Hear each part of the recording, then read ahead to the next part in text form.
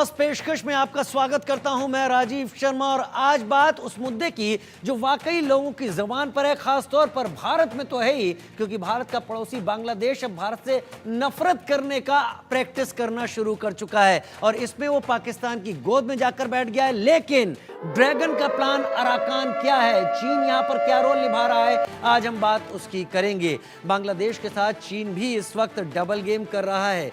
Arakan army को funding कर रहा है चीन। अराकान आर्मी क्या है ये भी आपको बताएंगे। बांग्लादेश को कमजोर करने के लिए चीन ने ये चाल चली है। अराकान आर्मी को चीन हथियार मुहैया करा रहा है। चीन अराकान आर्मी को 95% फंड दे रहा है। अराकान आर्मी को मजबूत करने में चीन जुट गया है। अराकान आर्मी चाहती क्या है, क्या करना चाहती है, क्या कोशिश कर रही है, बांग्लादेश के रखाइन स्टेट के ऊपर उसने कब्जा क्यों किया है, वो रखाइन स्टेट किस लिहाज से बहुत अहम है, आज की चर्चा में बहुत कुछ बात करेंगे। अराकान आर्मी ने बांग्लादेश की 271 किलोमीटर लंबी सीमा पर ऐसे ही कब्जा नहीं कर लिया। ये काम पूरी प्लानिंग के साथ हुआ। इसमें सबसे बड़ा हाथ खुद बांग्लादेश का है। अगर हिंदुओं पर हो रहे अत्याचार के खिलाफ बांग्लादेश कोई एक्शन लेता, भारत से भिड़ने की गलती नहीं करता, तो शायद ये नौबत ही नहीं आती। वैसे इस खेल में चीन का भी बड़ा हाथ सामने आ रहा है। इस पूरे पॉलिटिक्स को समझिए, कौन क्या खेल रहा है इस रिपोर्ट में।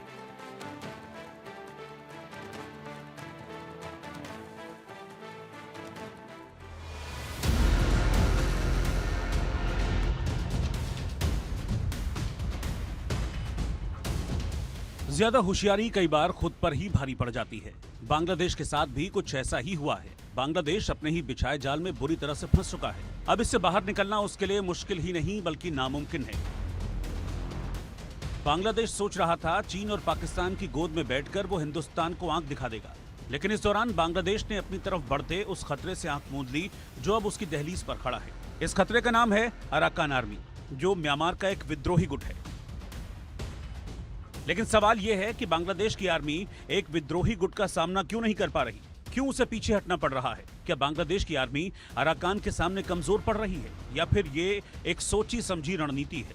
इन सवालों के जवाब हम आपको आगे देंगे। पहले ये जान लीजिए कि बांग्लादेश कैसे भस्मासुर बना, कैसे अराकान आर्मी बांग्लादेश के दरवाजे पर आकर खड़ी हो गई और कैसे भारत के खिलाफ साजिश रचना यूनुस सरकार को महंगा पड़ गया।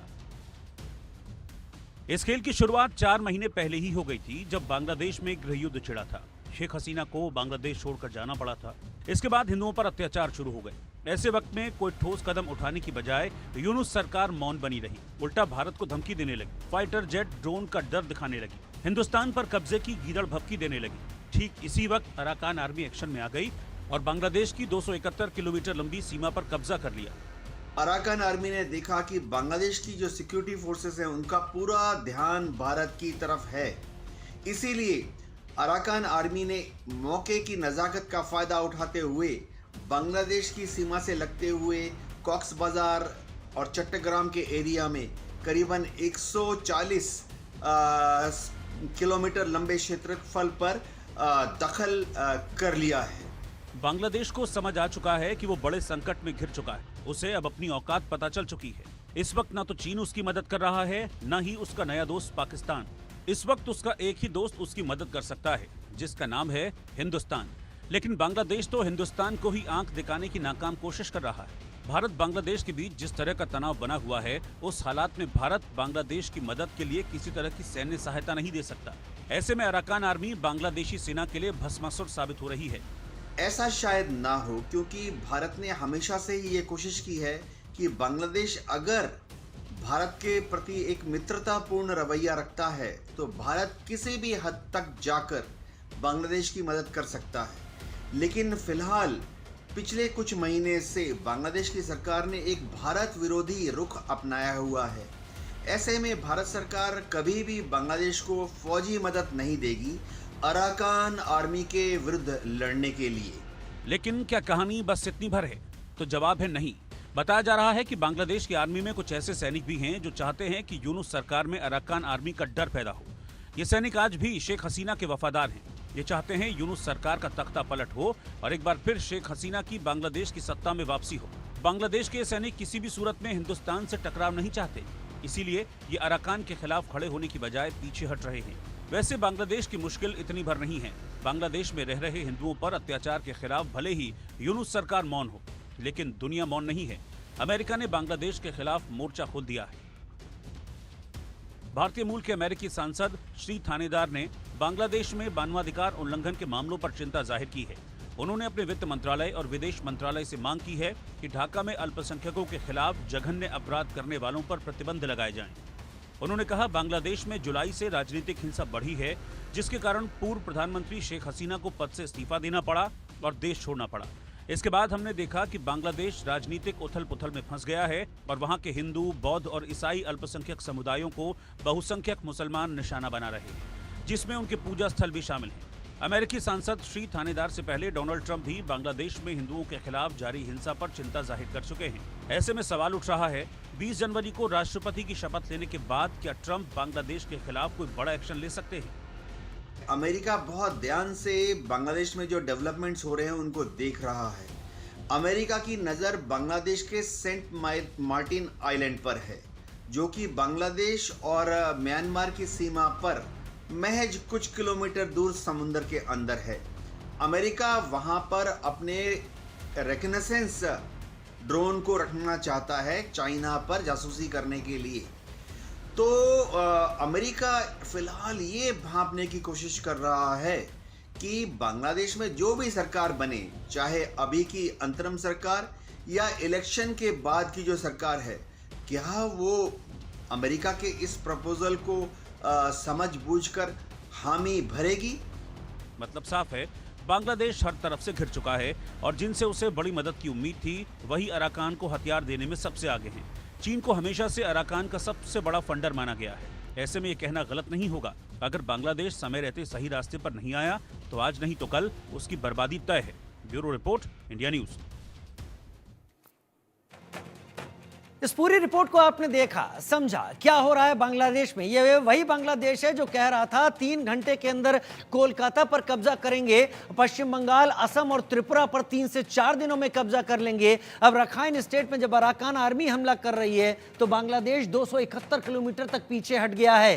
पूरी कहानी समझेंगे, चर्चा यूं ही नहीं है क्योंकि कई एंगल आपके सामने रखेगी, क्योंकि हम जो कह रहे हैं, क्या इसके पीछे ड्रैगन है, क्या इसके पीछे चीन है। मेरे साथ कर्नल रिटायर्ड संजीत सिरोही इस वक्त विदेश मामलों के जानकार के तौर पर जुड़ रहे हैं। बहुत स्वागत है कर्नल सिरोही आपका। और विंग कमांडर प्रफुल्ल बख्शी मेरे साथ जुड़ रहे हैं। जय हिंद विंग कमांडर, आपका भी बहुत स्वागत है और आपके जरिए टू द पॉइंट चीजों को समझने की कोशिश करेंगे। कर्नल संजीत सिरोही, रखाइन में अराकान आर्मी का अंदर आना, बांग्लादेश का पीछे चला जाना, क्या ये एक टिपिकल टैक्टिक यहां पर अपनाई जा रही है? क्या बांग्लादेश आर्मी एक विद्रोही जातीय गुट से इतनी आसानी से हार सकती है?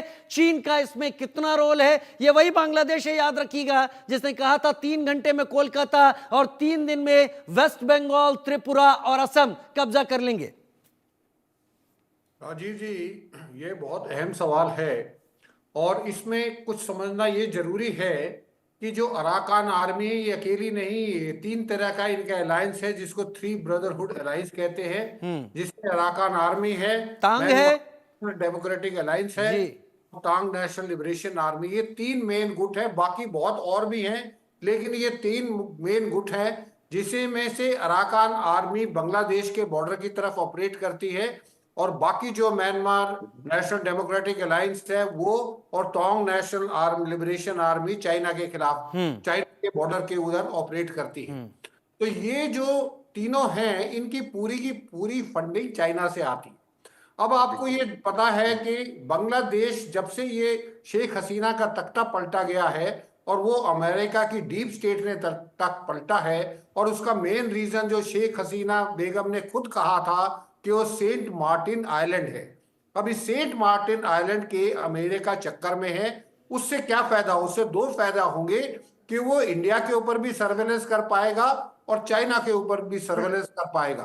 तो चाइना को ये चीज मंजूर नहीं है, इसलिए चाइना जो ये प्रेशर टैक्टिक्स कर रहा है, क्योंकि चाइना को ये पता है बांग्लादेश इस टाइम सबसे ज्यादा कमजोर है, इकोनॉमिकली भी और मिलिटरीली भी। इकोनॉमिकली इसलिए कमजोर है कि तीनों तरफ से भारत ने उसको घेरा हुआ है। इकोनॉमिक जो उसके ट्रेड है उनके ऊपर कंट्रोल किया जा रहा है, वहां से टेक्सटाइल इंडस्ट्री शिफ्ट करके जो है गुजरात में जा रही है। तो ये सही मौका था चाइना के लिए कि यहाँ पे अराकान आर्मी को आगे भेज के और वो जो है बांग्लादेश के बॉर्डर जो 231 किलोमीटर बॉर्डर है उस पर प्रेशर बनाए रखे। ये एक कारण है। नंबर दूसरा कारण ये है कि अराकान आर्मी जो लड़ रही है वो जो रोहिंग्या के जो रेफ्यूजी कैंप है उनके वो वहां पे 11 मिलिटेंट्स ग्रुप हैं जो वहां के बुद्धिस्ट और हिंदुओं के ऊपर अत्याचार कर रहे हैं। तो उसको रोकने के लिए भी ये अराकान आर्मी आगे आई है और प्रेशर बना रही है। और इसमें आप जो कह रहे हैं बिल्कुल ठीक है, ये चाइना जो है एक तरफ से दोस्ती का हाथ बढ़ा रहा है बांग्लादेश की तरफ और दूसरी तरफ से उसको प्रेशराइज कर रहा है ताकि मोहम्मद यूनुस साहब पूरे के पूरे अमेरिका के सामने झुक ना जाएं। राजीव जी, ताकि मोहम्मद यूनुस साहब पूरी तरीके से अमेरिका के सामने झुक ना जाएं। और इस बीच मेरे साथ विंग कमांडर प्रफुल्ल बख्शी भी इस वक्त जुड़े हुए हैं।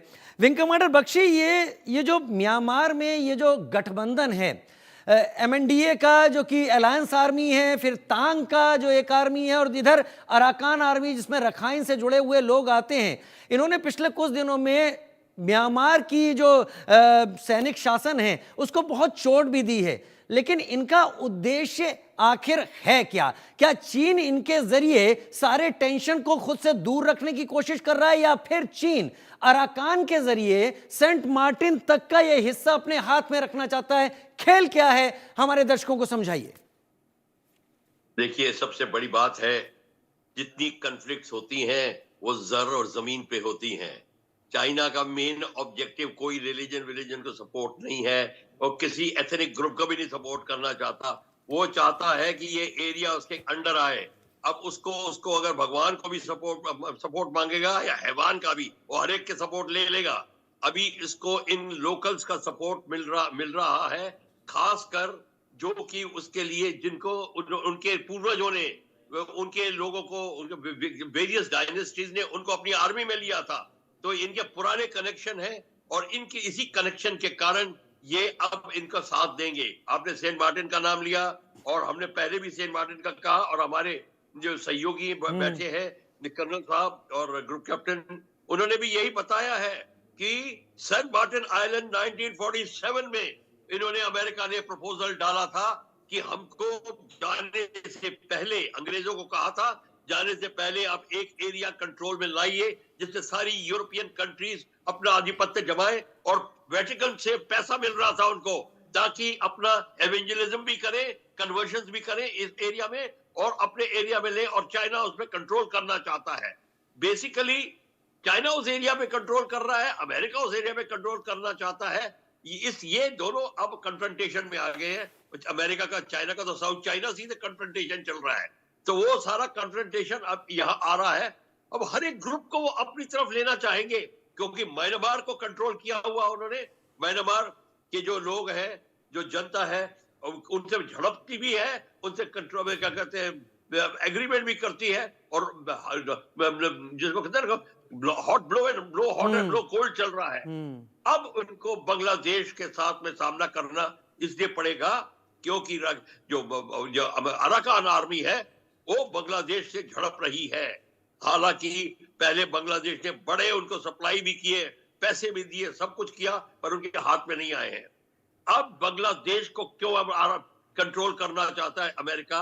वो कि अमेरिका यही चाहता है चाइना का आधिपत्य बढ़े और चाइना चाहता है कि मेरा ये एक और बेस बने। उसे 2 सबमरीन बेसेस मिल भी गए हैं, जैसे कि उसको श्रीलंका में मिल गया है, जैसे उसका कि सोलोमन आइलैंड में, जैसे कोको आइलैंड में कंट्रोल आ रहा है, ऐसे ही वो सेंट मार्टिन में भी चाहता है ताकि वो पूरा इंडियन ओशन एंड अरेबियन सी में अपना जमरावला बना ले।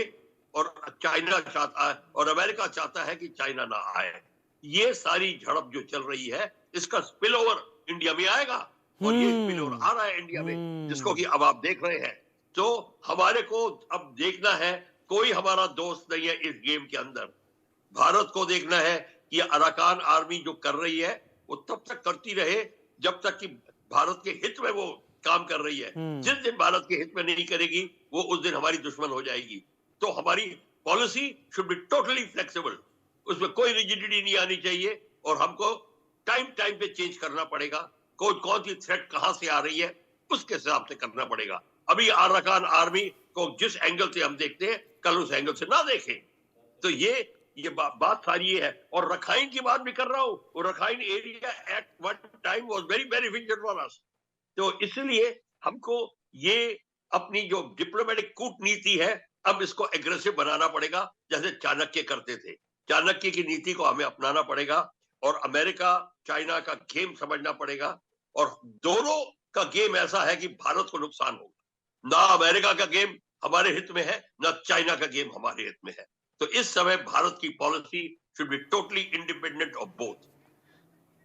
ठीक है, ठीक है, आपने कहा कि हमें रिजिड नहीं होना है, हालात को, इस जियोपॉलिटिक्स को इस तरीके से समझना है कि हम रिजिड ना हो। लेकिन मैं अपने दर्शकों को मैप जरा सा यहां पर दिखा देता हूं। हम बड़ी देर से बात कर रहे हैं दर्शकों, रखाइन प्रांत की बात कर रहे हैं, क्या है यहां पर, किस तरीके के। जरा भाई ये समझिए, ये है बांग्लादेश, यहां पर आपको दिखाई पड़ रहा है, भारत का वो हिस्सा ऊपर दिखाई पड़ रहा है, ये म्यांमार दिखाई पड़ रहा है। आप यहां पर इस चीज को गौर करें कि बांग्लादेश पूरा भारत से घिरा तो हुआ है यहां पर, लेकिन यहां का जो हिस्सा आ रहा है, देखिए ये सेंट मार्टिन आइलैंड, यहां का जो हिस्सा आ रहा है, इधर कब्जा कर रहा है अराकान आर्मी। और ये जो हिस्सा यहां पर मिला हुआ है, यहां उसने 271 किलोमीटर बांग्लादेश में घुसकर कब्जा किया है। अब बांग्लादेश को अब एक ही रास्ता मिलता है, जो वो म्यांमार के जरिए भारत को बाईपास कर सकता था, लेकिन यहां अगर अराकान आर्मी कब्जा कर लेती है तो बांग्लादेश के हाथ से यह रास्ता भी जाता है और बांग्लादेश को फिर समझ में आ जाता है कि बांग्लादेश अब तक क्या कर रहा था। सेंट मार्टिन आइलैंड यहां पर है और शेख हसीना इस सेंट मार्टिन आइलैंड को अमेरिका को ना देने का शिकार हुई हैं,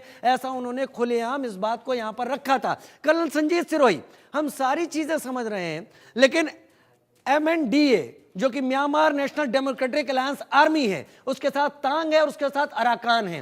तांग ईस्टर्न देख रहा है, अराकान वेस्टर्न देख रहा है और ये नॉर्दर्न देख रहा है, जहां से शान स्टेट या शान एरिया के वो लोग आते हैं जो चाइनीज मैंडरिन बोलते हैं।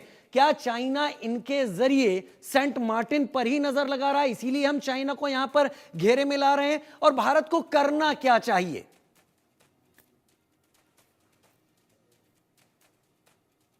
आपकी आवाज सर नहीं आ रही, अनम्यूट कर लें। जी हेलो, आवाज जी आ रही जी है? आ रही सर, आ रही है।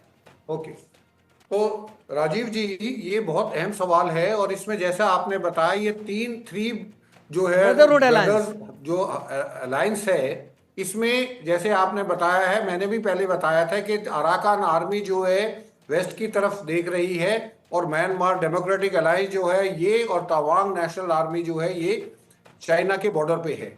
तो ये चाइना का, आप जैसे सेंट मार्टिन जो आइलैंड है वो बहुत ज्यादा इंपॉर्टेंस में आ चुका है और जब से शेख हसीना का तख्ता पलट गया है तब से और ज्यादा आ गया है।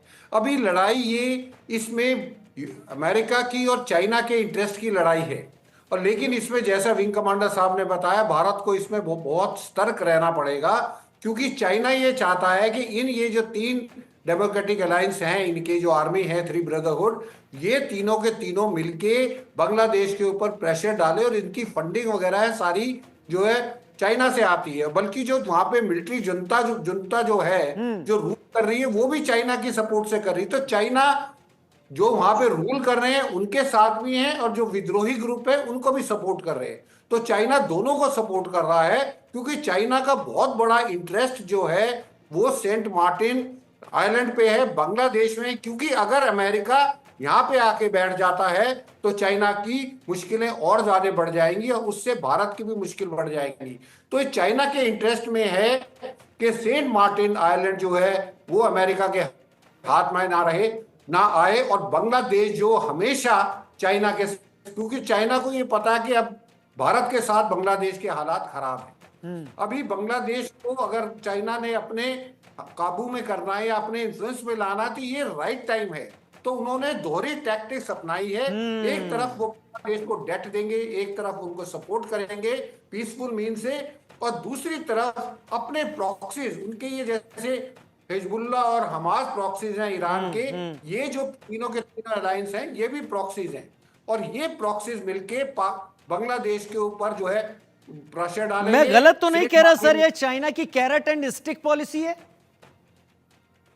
चाइना की बिल्कुल चाइना की कैरेट दिखा रहे हैं, बांग्लादेश को पैसा देके, बांग्लादेश को जो है बाकी इकोनॉमिक इमदाद देके, और जो स्टिक है वो ये जो प्रॉक्सीज मैंने आपको बताया है, इन प्रॉक्सीज के जरिए कर रहे हैं। और मेन मकसद यही है कि सेंट मार्टिन आइलैंड किसी ना किसी तरह उनके कब्जे में आ जाए। और मैं आपको बता रहा हूं, थोड़े दिन बाद आप देखना अराकान आर्मी जो है सेंट मार्टिन आइलैंड के ऊपर कब्जा कर लेगी। जी, ये डर फिर बहुत बड़ा है भारत के लिए। बहुत खास तौर पर ये चिंता की बात होगी क्योंकि लगातार शेख हसीना इस सेंट मार्टिन आइलैंड को देने के लिए तैयार नहीं हो रही थी और उनकी सत्ता से उन्हें उखाड़ फेंका गया।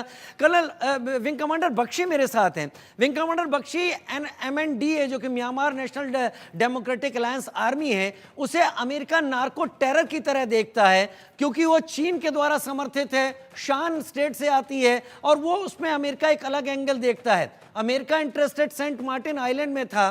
बांग्लादेश क्या जानबूझकर कमजोर हुआ है या स्ट्रेटेजिकली बांग्लादेश ने खुद को कमजोर होना मंजूर किया है? इसके पीछे बहुत सारे सिरे ऐसा लग रहा है मिल नहीं रहे हैं, उलझ रहे हैं। देखिए, थैंक यू वेरी मच। पर जो आपने क्वेश्चन पूछा उसमें आपने बड़ी लोडेड चीज कही है, नार्को टेररिज्म। आपको पता होना चाहिए जो गोल्डन ट्रायंगल है, जैसे कि ड्रग्स का जो निर्यात होता है जहां से जो यूरोप में और अमेरिका में जाते हैं, ये बहुत बड़ा रैकेट है और ये उनका मेन हेडक्वार्टर, मेन एरिया है। और सबसे बड़ी चीज ये है, ये जितने ड्रग्स के जो वॉर लॉर्ड्स हैं वर्ल्ड में, वो बड़ा पैसा देते हैं इनकी गवर्नमेंट, अमेरिकन गवर्नमेंट को और उन सारे यूरोपियन गवर्नमेंट्स को, ताकि उनका इस एरिया में कब्जा रहे। इसमें पाकिस्तान डायरेक्टली इन्वॉल्व है, right from around India including Punjab, वहां पे ड्रग्स जाते हैं। तो आप ये बात मानिए कि ये जो लड़ाई होगी इसमें ड्रग स्मगलिंग भी आएगी, इसमें स्मॉल आर्म स्मगलिंग भी आएगी और जिसको टोटल लॉलेसनेस है वहां पे पनपेगी, तब ये उनकी बिजनेस चलेगी। और अमेरिका स्ट्रेटेजिक इंपॉर्टेंस भी देख रहा है। Saint Martin island will be strategically important to neutralise China, वो चाइना को न्यूट्रलाइज भी करेगा। और जो उन्होंने पहले जो 1947 में जो उनको झड़क मिली थी इंडिया से, इंडिया ने कहा था हम तुम्हें कोई ऑटोनोमस एरिया देने को तैयार नहीं है। अमेरिका ने बाद में बेंगलोर भी मांगा था ऑटोनोमस एरिया के लिए, वो भी नहीं मिला। तो सारी की सारी चीजों को मद्देनजर रखते हुए मैं आपको एक बात बता दूं कि अमेरिका, चाइना किसी भी एंगल से कुछ ना कुछ करेगा, इस एरिया में घुसने की कोशिश करेगा ताकि वो अमेरिका को न्यूट्रलाइज करे और भारत में हावी हो। और सिमिलरली अमेरिका करेगा। तो एक आइलैंड का होना इस जगह पे अपनी तरफ ही एक बड़ा भारी स्ट्रेटेजिक नमूना बन जाता है। जैसे कि कोको आइलैंड है, 35 किलोमीटर दूर है। अगर म्यांमार का आता है, म्यांमार कहेगा ये मेरा टेरिटरी है, मेरा EEZ यहां से शुरू होता है। ये प्रॉब्लम आती है आइलैंड्स के अंदर। That is why China islands को कब्जा करने के लिए भरसक प्रयत्न कर रहा है साउथ चाइना सी में।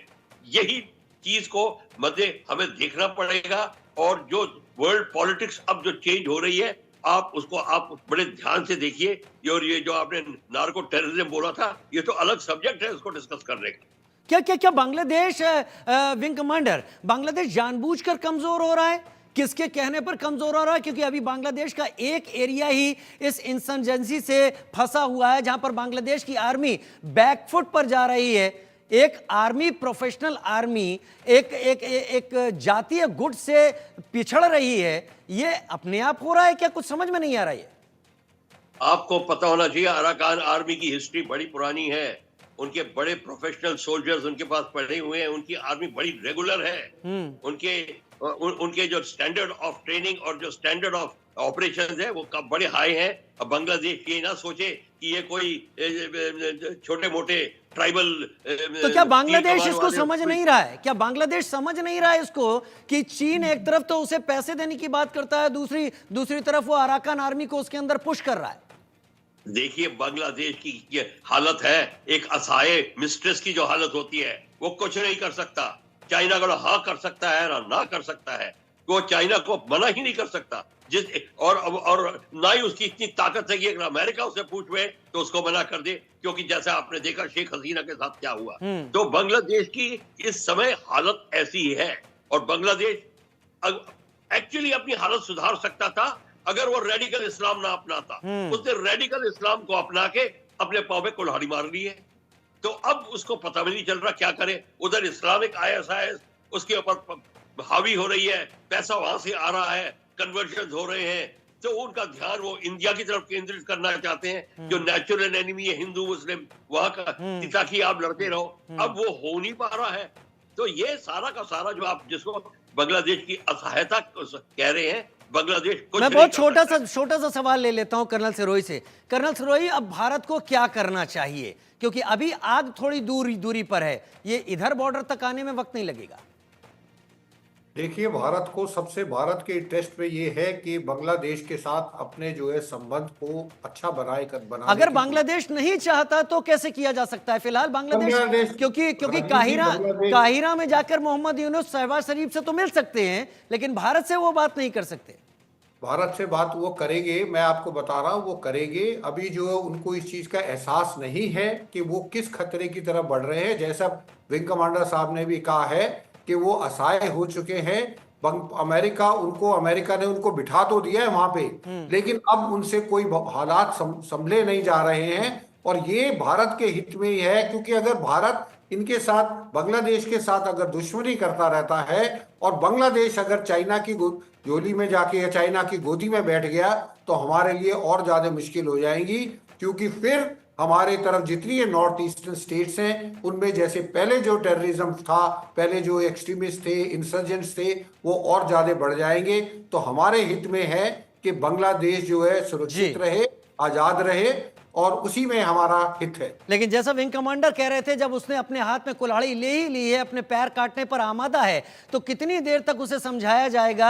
भारत को खुद की सुरक्षा पक्की करनी पड़ेगी। अगर बांग्लादेश ये कहता है, वहां से आवाजें आती हैं कि 3 घंटे में कोलकाता पे कब्जा करेंगे, 3 दिनों में वेस्ट बंगाल, त्रिपुरा और असम पर कब्जा कर लेंगे, तो रंगपुर जो ऊपर का इलाका है, जो भारत की चिकन नेक बनाता है, उसे भी भारत वापस ले सकता है और भारत को शायद सोचना पड़ेगा। बहुत धन्यवाद विंग कमांडर बख्शी, इतने बेहतरीन कमेंट के लिए, और कर्नल संजीत सिरोही इतने बेहतरीन तरीके से समझाने के लिए।